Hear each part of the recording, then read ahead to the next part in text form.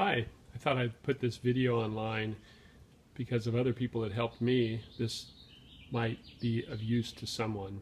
I have two Highland tall patio heaters, and they're exactly the same. Bought them last year, so they're not old.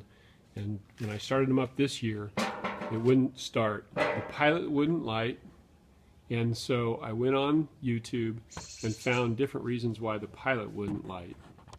Here's my second one taken apart, and I thought I'd show you some of the features. This is the pilot assembly right there, and the sparker is on the left, and the thermocouple is on the right. And the biggest problem with these is that there's spider webs that form inside that pilot tube. And so you take it apart, take the screens off, and this is also in other videos, but that's the point right there where the gas tube comes into the pilot tube. And so you unscrew that screw right there,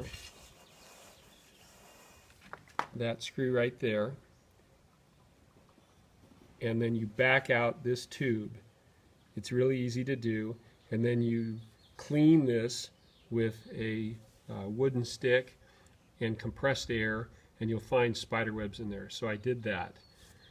I got the pilot to light, and that was okay, but it would not stay lit. When I let go of the button, the pilot wouldn't stay lit. So that's usually a thermocouple problem.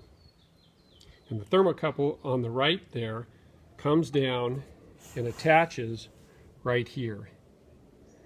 And so I took that apart and thought maybe that was an issue, but it wasn't.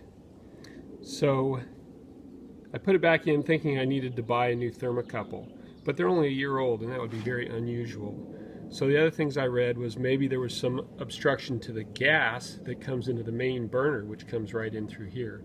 Well, I took that apart, and that's such a big orifice that there was no spider webs causing a problem there, so I think that'd be pretty unlikely.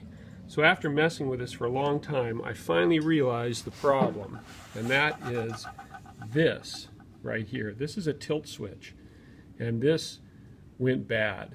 And in both my heaters, within a year, was completely bad. And the way I checked it was I just took an alligator clip and I bypassed these two wires. These wires actually went in right here, and I bypassed these two wires, connected them together, and it worked perfectly.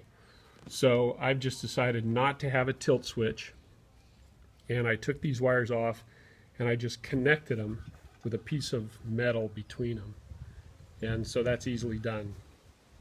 So now it works perfectly, and the only thing is, if this were to fall over and nobody was watching it, I guess that could be a problem.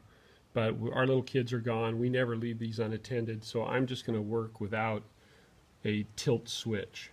I suppose you could buy one of these tilt switches and replace it, but I don't know, it was hard enough to try and find a thermocouple for this, so I'm not sure that's even available. So that's what I did. Works fine. Hope this helps you.